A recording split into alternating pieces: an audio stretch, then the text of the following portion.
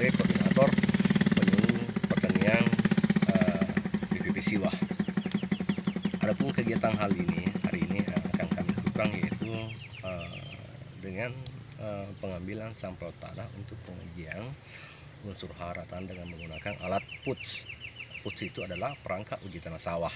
Nah, ada metode untuk pengambilan sawah yang kami lakukan itu dengan cara diagonal, ya, diagonal. Ada juga namanya diacak, tetapi mungkin untuk hari ini kita mengadakan diagonal.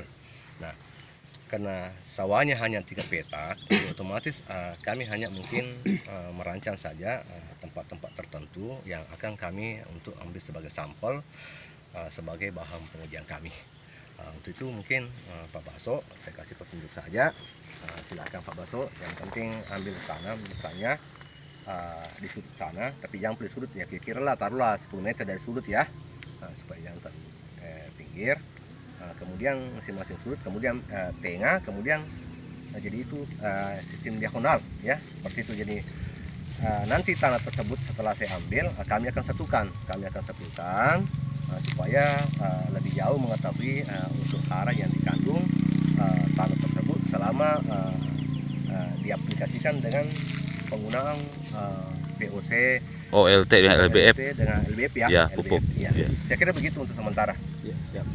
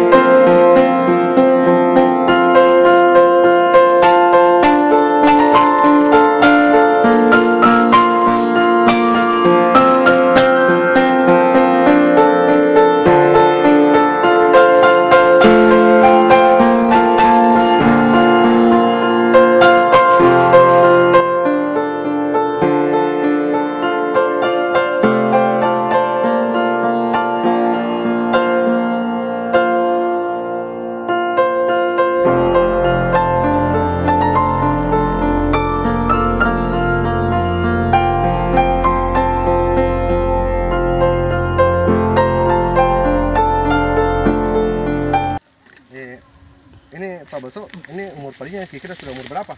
Ini umur sudah menjelang 35 HST. Hari sebelum kita Iya. sudah tanam? Iya, sudah tanam. 35? Iya. 35. Jadi saya tak tahu benih apa yang kita perkas apa? Saya menggunakan galur itu IF16 karena dia agak 16 besar ya. biji. Masih model galur ya? Ya, masih model galur. Iya. Sudah berapa hari atau sudah berapa kali MT dilakukan? Untuk ini sudah menjelang ke 2 kali. Dua kali ini penanaman. Yang lain? Yang lain Ada sudah Di sebelah lebih itu. daripada itu? Sebelah 3 kali. sebelah 3 kali, ini 2 kali, sebelah 3 kali. Oke. Selama melakukan demplot terkait dengan BLT dengan OLT LBF. OLT ya? Ya, Ya. pupuk OLT dengan LBF. LBF, bagaimana peningkatan produksinya selama ini? Alhamdulillah untuk uji pertama kami. Dia tidak sama dengan kimia, tapi untuk hasil menjanjikan organik, menjanjikan. Kita kan berbicara bagaimana penghasilan dia. Untuk organik dia memang untuk sementara ini hasil sekitar 4 ton lebih, tapi kan harga 7.500, jadi ada sedikit keuntungan 4 ton. petani. Dibanding dengan harga biasanya, harga gabah tadi, harga beras, Harga gabah harga gabah 7.500. 500, Kalau harga kemarin harga 4.000. 4.000 yang konvensional ya? Iya. Konvensional. 4 tong 790 kemarin tuh. Iya, kotor. Iya, gitu. nanti kita hitung usahanya seperti apa. Iya. Saya kira sudah ada tadi penyampaian dari Pak Baso terkait dengan sedikit menyentuh tentang usaha tani, tapi ini belum kami masuk dengan kegiatan-kegiatan usaha lainnya yang mungkin menggunakan tenaga, berapa botol yang digunakan, berapa jumlah bibit, dan berapa anggaran-anggaran terkait dengan pengelolaan. Ya. Tapi itu saya kira harus melalui dengan catatan berangkai seperti itu ya. Karena susah untuk menghapus secara keseluruhan. Misalnya transplanternya berapa, berapa benih yang dibutuhkan per kilo, dengan luasan seperti ini ya, itu kan nanti kita cari nanti RC rasionya supaya dilihat ini kegiatan yang pertanian organik menguntungkan atau tidak. Tapi yang jelas menurut saya ini salah satu program visi misi Pak Bupati untuk peningkatan produksi pertanian. Sekian lebih cenderung, apalagi programnya Pak Menteri Pertanian sekarang juga lebih mengarahkan petani untuk menggunakan bahan-bahan organik atau pupuk-pupuk organik, di mana kita sama ketahui bahwa di tahun 2023 itu ada perubahan ada perubahan kuota pupuk ya, atau ada perubahan subsidi pupuk.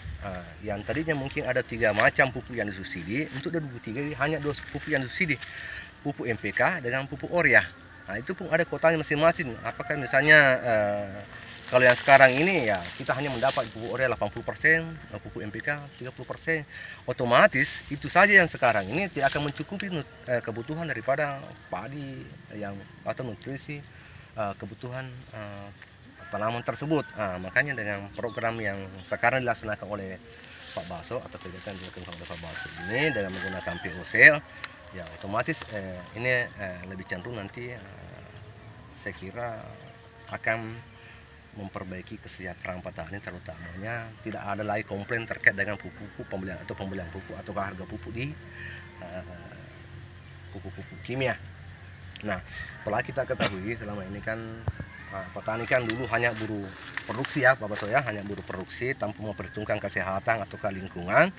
Jadi yang penting bagaimana produksi itu bisa didapat semaksimal mungkin tanpa harus mengetahui bahwa ternyata yang selama ini yang kita lakukan adalah hanya memacu bahan kimia ya, sampai mungkin harus merusak struktur tanah, merusak kesehatan manusia. Tapi dengan penggunaan kembali ke penggunaan pupuk organik ya, insya Allah ke depan ya, insya Allah kita akan semakin sejahtera dan semakin sehat. Mudah-mudahan teman-teman yang lain atau petani-petani yang lain ini bisa lebih kembangkan ya, sisa nanti seperti apa regulasinya atau seperti apa solusinya, dan untuk meyakinkan petani-petani yang lain. Saya kira sementara seperti itu. Nanti dikasih turun kalau mau media nih diratakan.